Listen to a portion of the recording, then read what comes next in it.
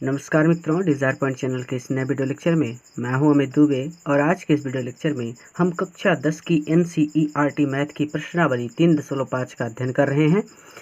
और आज के इस वीडियो लेक्चर में हम चौथे प्रश्न का अध्ययन करेंगे। पिछले सारे प्रश्नों का अध्ययन हमने कर लिया है। अगर आपने नहीं देखा है तो आप हमारे चैनल की क्लास 10th की NCERT मैथ की प्लेलिस्ट में जाके वीडियोस देख सकते हैं। तो चलिए शुरू करते हैं। कहते हैं कि निम्न समस्याओं में रैखिक समीकरणों के युग्म बनाइए और उनके हल यदि उनका अस्तित्व हो किसी बीजगणितीय विधि से ज्ञात कीजिए। यानी किसी भी बीजगणितीय विधि से ज्ञात करना है, किसी विशेष बीजगणितीय विधि से ज्ञात करने के लिए बाध्य नहीं किया गया है। बहुत ज़्यादा आसान प्रश्न होते हैं इस तरह के। देखिए कि एक छात्रावास के मासिक व्यय का एक भाग नियत है, ठीक है, तथा शेष इस पर निर्भर करता है कि छात्रा ने कितने दिन भोजन लिया है। जब एक विद्यार्थी ए को जो 20 दिन भोजन करता है रुपये 1000 छात्रावास के व्यय के लिए अदा करने पड़ते हैं, जबकि एक विद्यार्थी बी जो 26 दिन भोजन करता है छात्रावास के व्यय के लिए 1180 अदा करने पड़ते हैं। नियत व्यय और प्रतिदिन के भोजन का मूल्य ज्ञात कीजिए। तो देखिए, सबसे पहली बात कहता है कि एक छात्रावास के मासिक व्यय का एक भाग नियत है। यानी एक भाग जो नियत है उसे चलिए हम मान लेते हैं कुछ। तो हम कहते हैं कि माना नियत व्यय जो है वो ₹100 है, ठीक है। और आगे कहते हैं कि शेष यानी जो शेष है प्रतिदिन का अलग, यानी शेष इस पर निर्भर करता है कि छात्र ने कितने दिनों तक भोजन लिया है। यानी प्रतिदिन के हिसाब से पैसा लगने लगेगा। जैसे कि आज आपने भोजन किया तो आपको ₹1 देने हैं, तो कल आपने भोजन किया तो आज का और कल का मिला के एक रुपया ₹2 हो गया, परसों भी किया तो ₹3 हो गया। इस तरह से यानी प्रतिदिन का भी कुछ पैसा लगता है, तो प्रतिदिन वाला भी मान लेते हैं। तो हम कहते हैं कि माना प्रतिदिन के भोजन का मूल्य जो है वो ₹Y है। अब देखिए कहता क्या है, यहाँ तक हो गया था। यहाँ से जब एक विद्यार्थी ए को जो 20 दिन भोजन करता है रुपये 1000 छात्रावास के व्यय के लिए अदा करने पड़ते हैं। ध्यान दीजिए, कोई विद्यार्थी है ए, उसने 20 दिन तक भोजन किया। तो पहली बात तो कुछ दिन के लिए व्यय जो था वो नियत था और उसके बाद का व्यय लगा होगा ₹20। ध्यान से समझिए, जैसे एक नियत व्यय था 3 दिन तक, मान लेते हैं 3 दिन तक आपको नियत रुपया देना है, ठीक है। 3 दिन तक आपको केवल ₹2 ही देना है। 3 दिन के अतिरिक्त अगर चौथे 5वें दिन आप भोजन करते हैं तो अलग से आपसे पैसा लिया जाता है। तो इस बात को समझ रहे हैं। तो ए ने क्या किया है, इस 3 दिन का भी और 3 दिन के बाद ये 20 दिन में जो 17 दिन बच गए, 20 में से 3 घटा दिया 17, तो 17 दिन का भी पैसा उसने दिया है। तो इसको इस तरह से लिखेंगे, हम लिखेंगे प्रथम शर्तानुसार। प्रथम शर्तानुसार क्या हो रहा है, विद्यार्थी ए है वो भोजन कर रहा है ना, तो सबसे पहली बात तो वो नियत पैसा देगा। कितना देगा, नियत क्या देगा, व्यय, ठीक है। और उसी में प्लस करके कितने दिन तक भोजन किया, 20 दिन तक। 20 दिन में गुणा किससे हो जाएगा, प्रतिदिन भोजन पर व्यय। किससे, प्रतिदिन भोजन पर व्यय। और कुल करके कितना दे रहा है, 1000। तो इसको हम लिख देंगे 1000। अब देखिए नियत व्यय क्या है, नियत व्यय है ₹1 प्लस 20 गुणे प्रतिदिन भोजन पर व्यय। प्रतिदिन भोजन का व्यय यानी प्रतिदिन भोजन का मूल्य कितना है, ₹20, वो सॉरी Y। तो ये हो जाएगा 20 Y इज इक्वल टू 1000 और ये हो जाएगा समीकरण नंबर 1। आसान था। अब आगे क्या कहते हैं कि जबकि एक विद्यार्थी, हमने यहाँ तक कर लिया है, तो जबकि एक विद्यार्थी बी को जो 26 दिन भोजन करता है छात्रावास के व्यय के लिए 1180 अदा करने पड़ते हैं। तो सबसे पहले लिखेंगे कि द्वितीय शर्तानुसार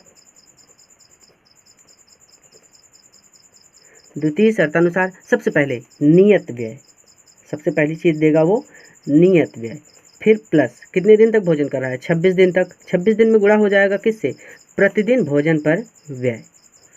प्रतिदिन भोजन पर व्यय और कितना दे रहा है कुल ये दे रहा है 1180 रुपये, ये हो जाएगा 1180। अब समीकरण बनाएंगे, नियत व्यय है x रुपये प्लस 26 प्रतिदिन भोजन पर है y इज इक्वल टू 1180, और ये हो जाएगा समीकरण नंबर 2। कहते हैं नियत व्यय और प्रतिदिन के भोजन का मूल्य ज्ञात कीजिए, अर्थात x और y का मान ज्ञात करना है। बहुत ज़्यादा आसान है। समीकरण 1 समीकरण 2, ऐसा कीजिए, समीकरण 1 से समीकरण 2 को घटाने पर समीकरण 1 क्या है हमारे पास, x plus 20y is equal to 1000, और समीकरण 2 क्या है हमारे पास, x plus 26y is equal to 1180। अब जहाँ पे प्लस है वहाँ पे माइनस, तो x प्लस में है माइनस में, ये प्लस में है तो माइनस में, और ये भी प्लस में है तो माइनस में।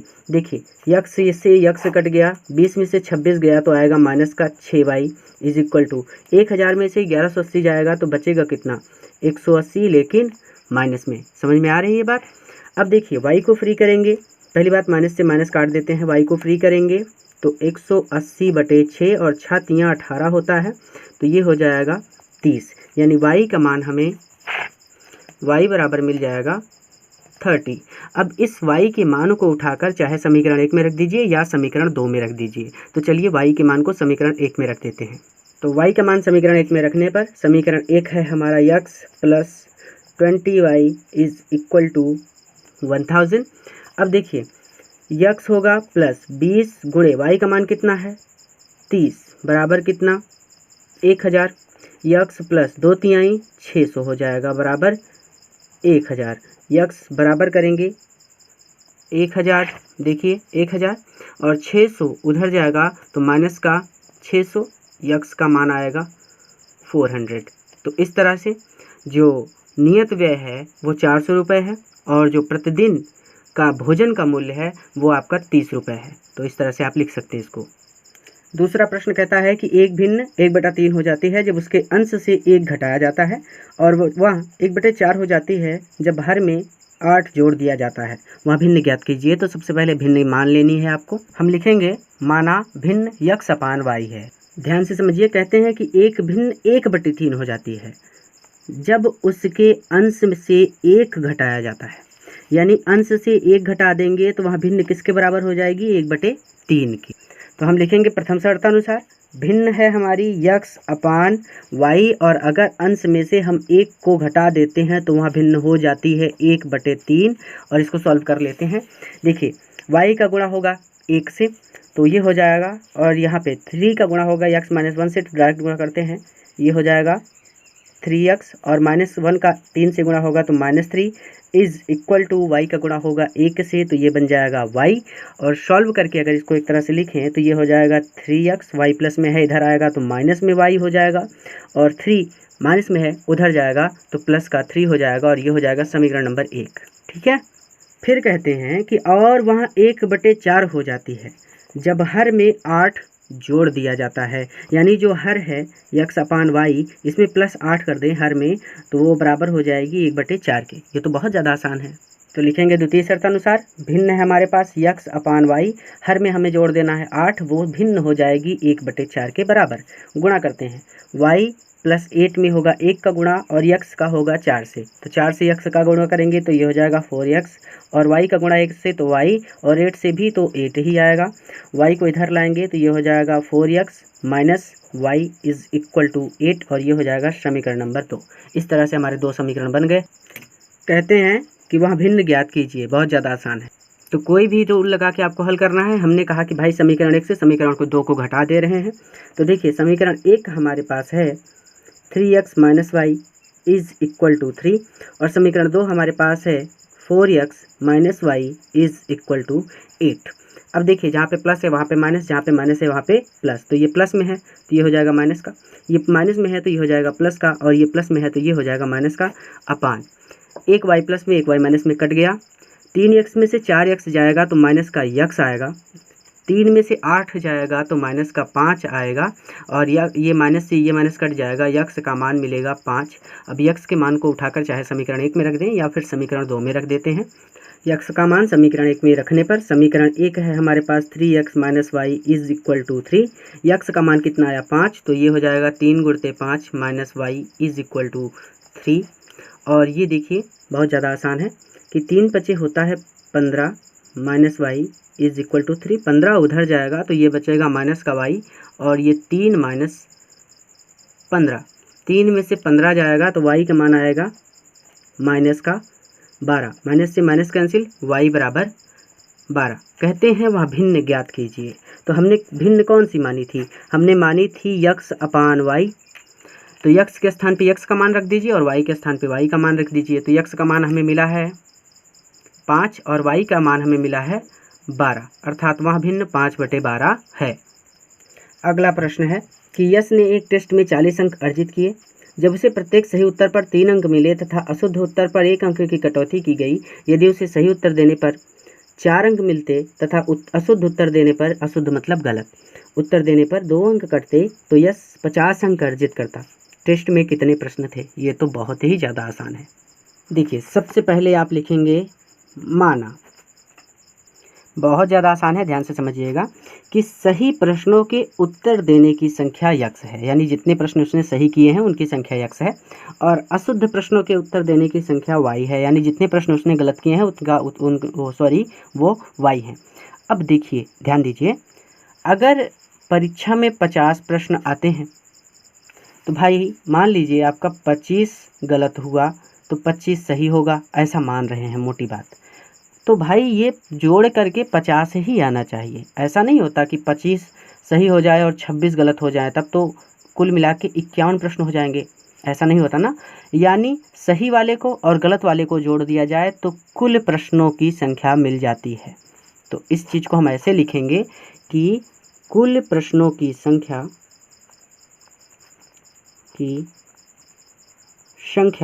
बराबर यक्स को जोड़ दीजिए और वाई को जोड़ दीजिए, तो यक्स प्लस वाई, क्योंकि हम नहीं जानते ना कि यक्स का असली मान क्या है और वाई का अभी वास्तविक मान क्या है।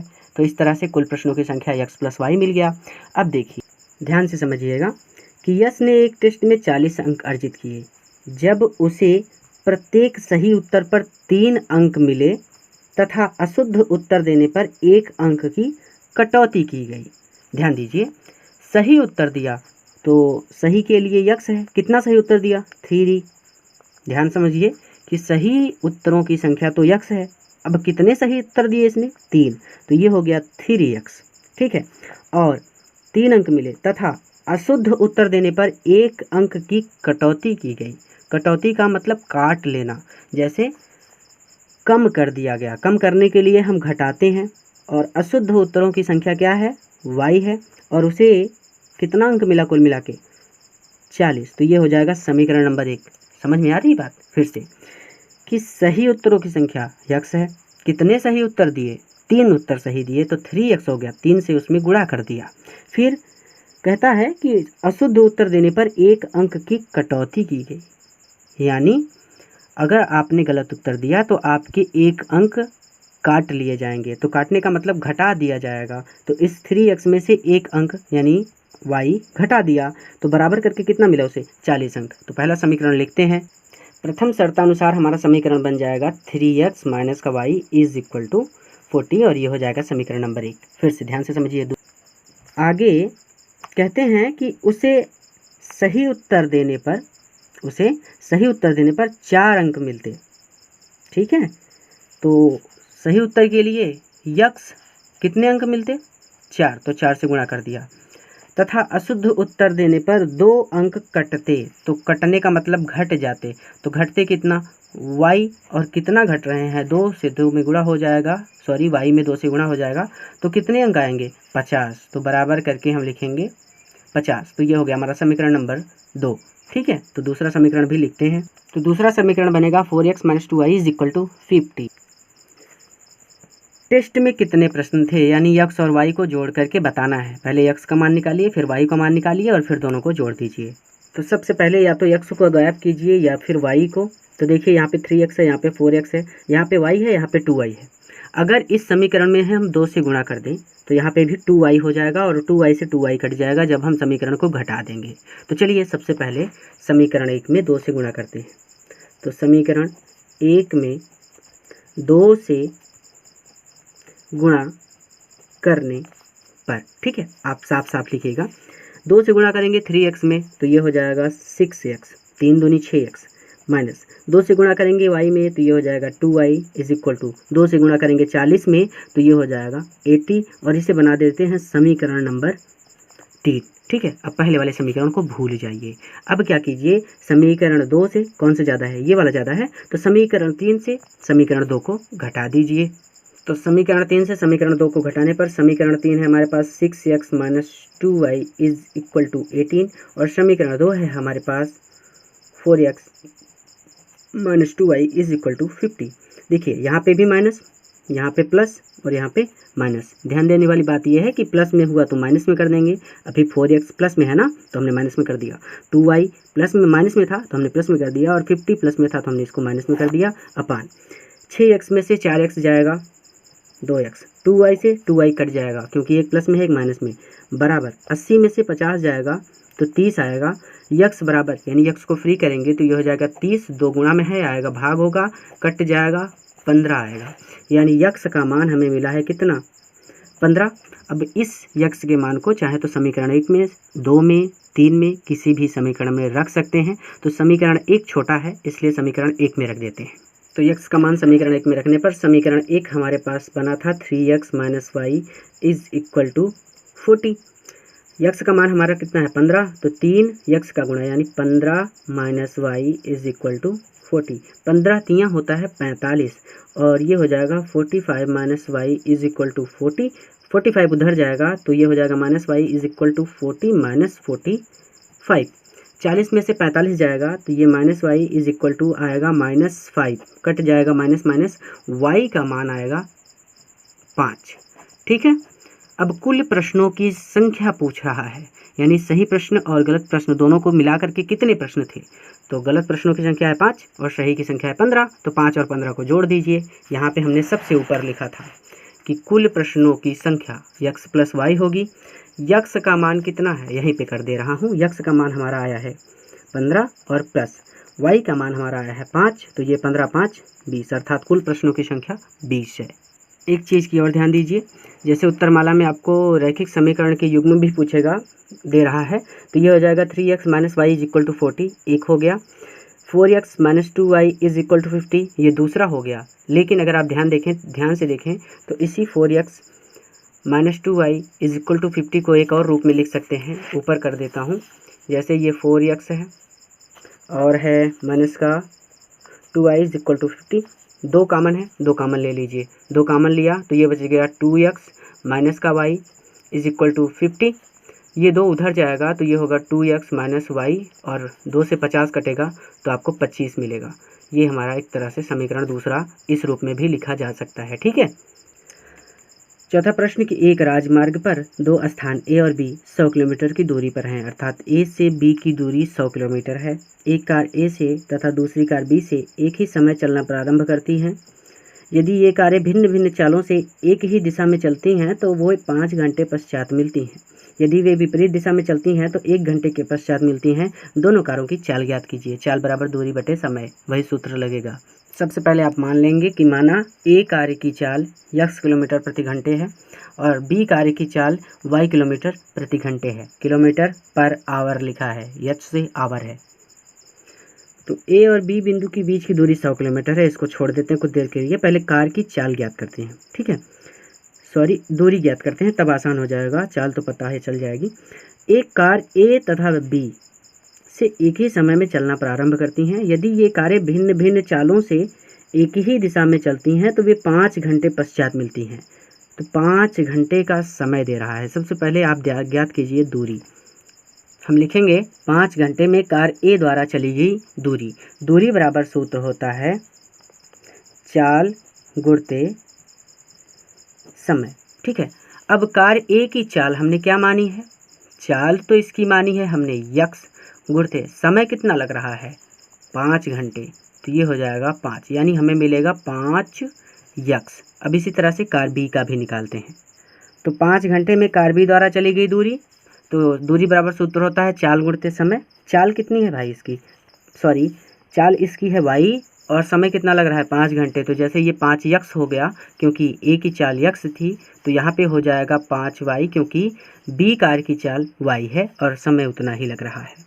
फिर हम क्या करेंगे कि दोनों कारों के द्वारा चली गई दूरी का अंतर ज्ञात करेंगे। अंतर कितना है 100 किलोमीटर। बिंदु ए से बिंदु बी की दूरी कितनी है 100 किलोमीटर। तो ए से पहली कार चलना शुरू करती है, बी से दूसरी कार चलना शुरू करती है, तो दोनों के बीच की दूरी को घटा देंगे तो हमें कितना मिलेगा 100 किलोमीटर। ठीक है, तो अब दोनों कारों द्वारा तय की गई दूरी का अंतर कितना है 100 है। तो कार ए ने कितनी दूरी तय की है 5 यक्स, तो ये हो जाएगा 5 यक्स। कार बी ने 5 वाई, तो भाई 5 वाई इज इक्वल टू 100, और ये हो जाएगा हमारा समीकरण नंबर 1। चलिए इसको और छोटा सा करते हैं। 5 यहाँ भी 5 यहाँ भी 5 कॉमन ले लिया। X minus y is equal to 100, 5 इधर आएगा, यक्स माइनस वाई बराबर 100/5 कटेगा 20 पंचे 100, तो ये होगा x minus y is equal to 20, और ये हो जाएगा समीकरण नंबर 1। आसान था।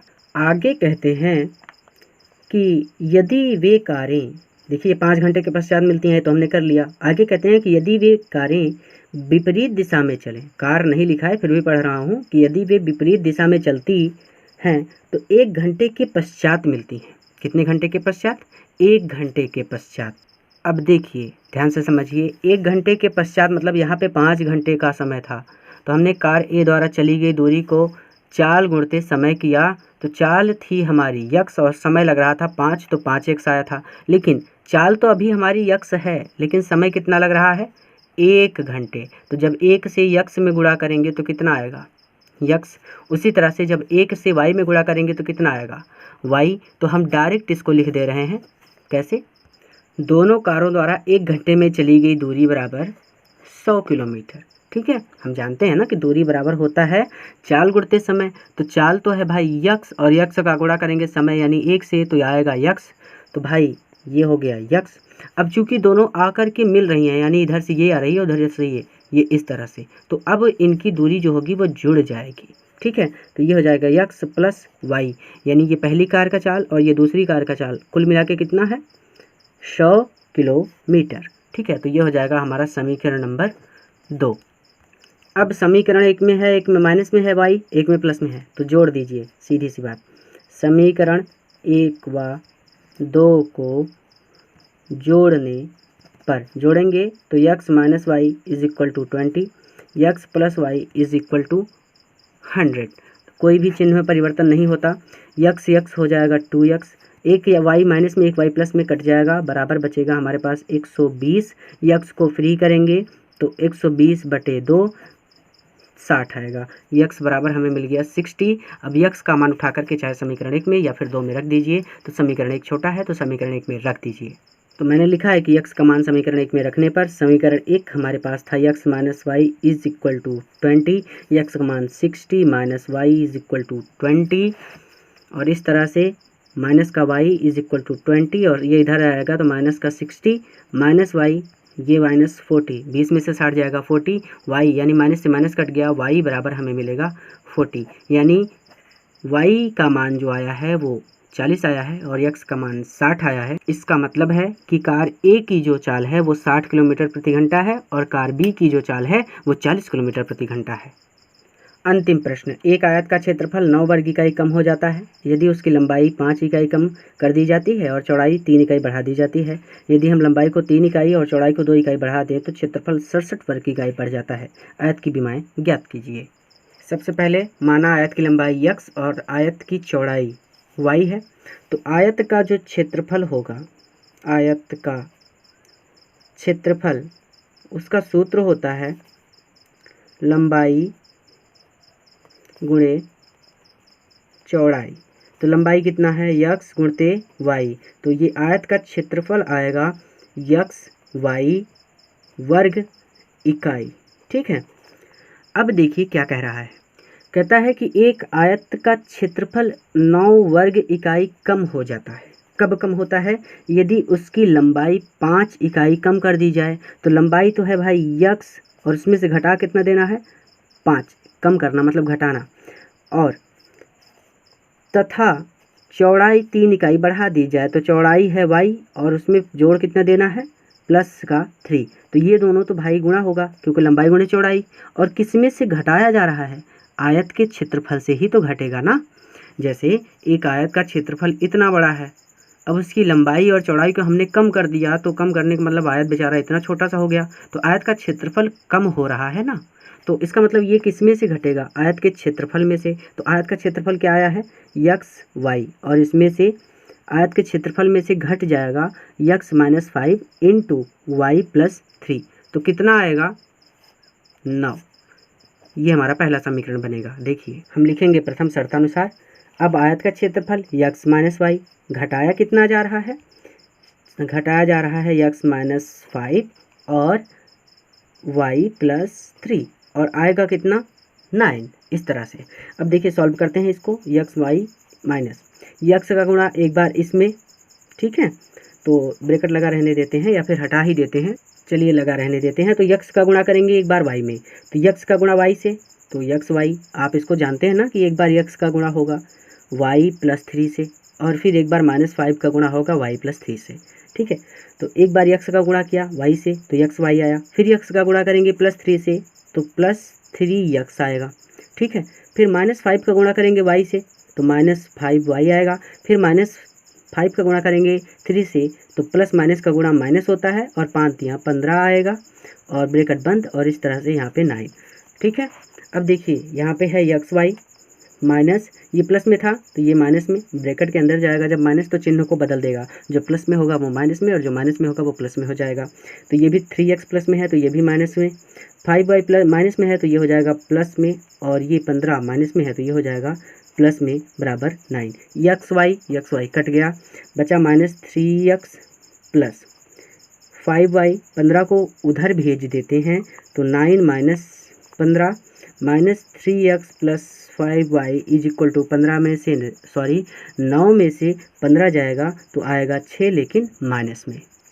इस समीकरण में माइनस से गुणा कर दीजिए। तो जब माइनस से गुणा करेंगे तो ये देखिए ये माइनस 3x माइनस माइनस का प्लस 3x हो जाएगा, और माइनस माइनस ये माइनस 5y हो जाएगा, और is equal to minus minus का गुणा प्लस होता है, ये 6 हो जाएगा, और ये बना देंगे समीकरण नंबर 1। सीधी सीधी बात आप ऐसे समझिए कि जो माइनस में है उसको प्लस में कर दीजिए, और जो प्लस में है उसको माइनस में कर दीजिए, क्योंकि हमारा 3x हमको प्लस में चाहिए, बस। अब आगे क्या कहते हैं कि यदि हम लंबाई को 3 इकाई और चौड़ाई को 2 इकाई बढ़ा दें, तो लंबाई हमारी क्या है? लंबाई है हमारी यक्स, और उसको बढ़ा दें कितना?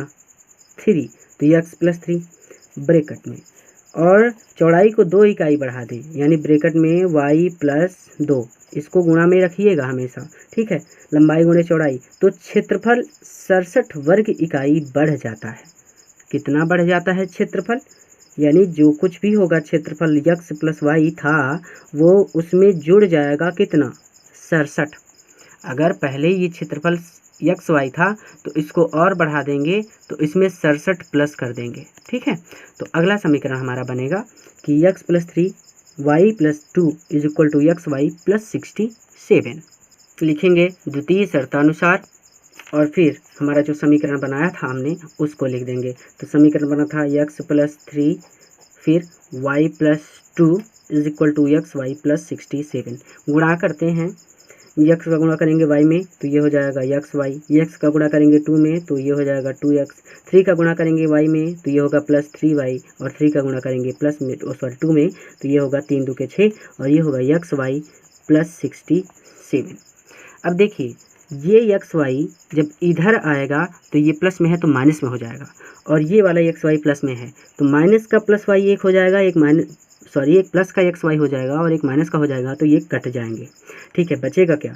2x प्लस 3y, ये 67 है, 6 को उधर भेज दीजिए तो 67 प्लस में था 6 माइनस में हो जाएगा, ये होगा 2x plus 3y is equal to 61, और ये बन जाएगा समीकरण नंबर 2। अब किसी तरह से या तो x को गायब कीजिए या तो y को, तो यहाँ पे 3x है, यहाँ पे 2x है, 3 दूनी 6 होता है और 2 तिहाई 6 होता है, यानी इस 3 को उठा के लाइए समीकरण 2 में गुणा कर दीजिए और इस 2 को उठा के ले जाइए समीकरण 1 में गुणा कर दीजिए। तो आप ऐसे लिखेंगे, समीकरण 1 में 2 से गुणा करने पर 1 क्या है 3x, 3 में जब 2 से गुणा होगा 3 दूनी 6x, फिर माइनस 5 दूनी 10y इज इक्वल टू 6 दूनी 12 और इसको बनाएंगे समीकरण नंबर 3। और फिर क्या कीजिए, समीकरण 2 में 3 से गुणा कर लीजिए। तो समीकरण 2 में 3 से गुणा करने पर तो ये हो जाएगा 2x था तो ये हो जाएगा 2 3 6x प्लस 3y था तो 3 Trika 9y is equal to 3 से 61 में गुणा करेंगे, 3 एकम 3 6 3 18 183 और ये बन जाएगा समीकरण नंबर 4। अब समीकरण 4 से समीकरण 3 को घटा दीजिए। तो समीकरण 3 से समीकरण 4 को घटाने पर समीकरण 3 है हमारे पास 2x plus 3y is equal to 61 और समीकरण 4 है हमारे पास 6x plus 9y is equal to 83।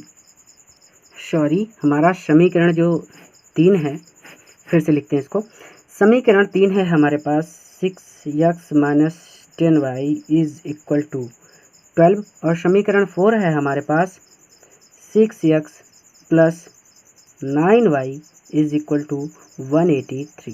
घटा रहे हैं तो यहाँ पे माइनस, यहाँ पे माइनस था तो ये हो जाएगा, सॉरी प्लस था तो ये हो जाएगा माइनस और यहाँ पे ये प्लस था तो ये हो जाएगा माइनस। अब देखिए 6x से 6x कट गया, 10y माइनस में 9y भी माइनस में तो जुड़ जाएगा, आएगा माइनस का 19y इज इक्वल टू 83 में से 12 जाएगा तो जाहिर सी बात है 1 और 7 यानी 7 1 7 यानी ये भी माइनस में। अब माइनस से माइनस कट जाएगा, बचेगा 19y बराबर 1 7 1, y को फ्री करेंगे तो 1 7 1 बटे 19 कट जाएगा तो आपका 19 नवैया यानी y बराबर आएगा 9। तो y का मान आपको मिल गया है। y का मान उठा करके किसी भी समीकरण में रख दीजिए, जो समीकरण छोटा हो उसी में रखा करिए ताकि आपको कैलकुलेशन कम करना पड़े। तो हम y का मान उठा करके समीकरण 1 में रख देते हैं। तो समीकरण हमारे पास है 3x minus 5y is equal to 6। ठीक है, तो 3x minus 5y is equal to 6 यहाँ पे आप लिख दीजिएगा कि y का मान समीकरण 1 में रखने पर। तो अब देखिए ये है 3x माइनस 5, y का मान कितना 9 बराबर 6, तो 3x माइनस 5 9 45 बराबर 6, 3x 6 इधर है माइनस 45 इधर आएगा तो ये प्लस का 45 हो जाएगा और जुड़ करके ये बन जाएगा 3x इज इक्वल टू 6 जुड़ेगा तो 51, यक्स को फ्री करेंगे तो यक्स बराबर 51 बटे 3, 17 3 51 यानी यक्स का मान हमें मिलेगा 17।